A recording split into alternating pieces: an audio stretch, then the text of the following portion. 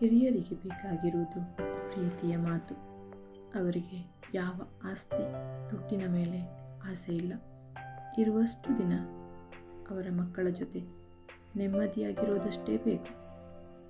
ಈಗಿನ ಜನರು ಟಿವಿ, ಮೊಬೈಲ್ಗಳಲ್ಲಿ ದಿನ ಕಳೆಯೋದು ಹೊರತು ಹಿರಿಯರೊಡನೆ ಮಾತನಾಡಲು ಅವರಿಗೆ ಸಮಯ ಇಲ್ಲ.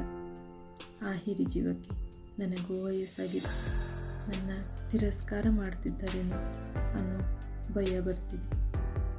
ಇವಾಗಲೇ ಹೀಗೆ, ಮುಂದೆ ನನ್ನ ಕತೆ ಹೇಗೆ ಅನ್ನೋ ಚಿಂತೆ ಮಾಡೋ ಹಾಗೆ ಆಗುತ್ತಿದೆ. ಅಪ್ಪ ಅಮ್ಮ ಇರೋರು ನಿಜವಾದ ಶ್ರೀಮಂತರು.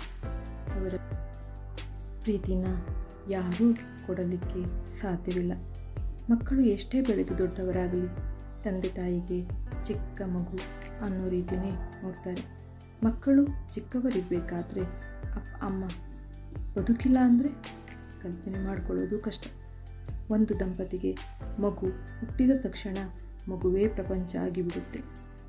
ಎಲ್ಲ ಬೆಸ್ಟ್ ಆಗಿರೋದು ನನ್ನ ಮಗುವನಿಗೆ ಸಿಗಬೇಕು ಅನ್ನೋ ಕಲ್ಪನೆ ಇಟ್ಕೊಂಡಿರ್ತಾರೆ.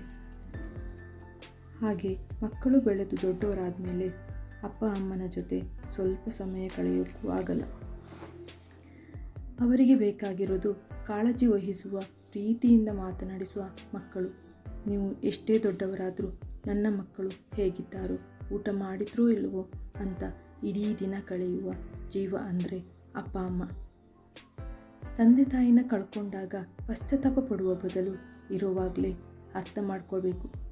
ನೋಡ್ಕೊಳ್ಳೋದು ಕಷ್ಟ ಅಂತ ವೃದ್ಧಾಶ್ರಮಕ್ಕೆ ಸೇರಿಸಬೇಡಿ. ಮಕ್ಕಳನ್ನು ಬಿಟ್ಟರೆ ಬೇರೆ ಪ್ರಪಂಚನೇ ಇಲ್ಲ ಅವರಿಗೆ.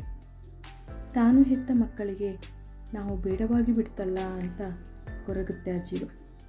ಜೀವನದ ಭರವಸೆ ನಗು ಅಂದೇ ಕೊನೆಯಾಗುತ್ತು. ವಯಸ್ಸು ಆದಂತೆ ತಂದೆ ತಾಯಿ ಮಕ್ಕಳಿಗೆ ಮಗುವಾಗಿ ಬಿಡ್ತಾರೆ.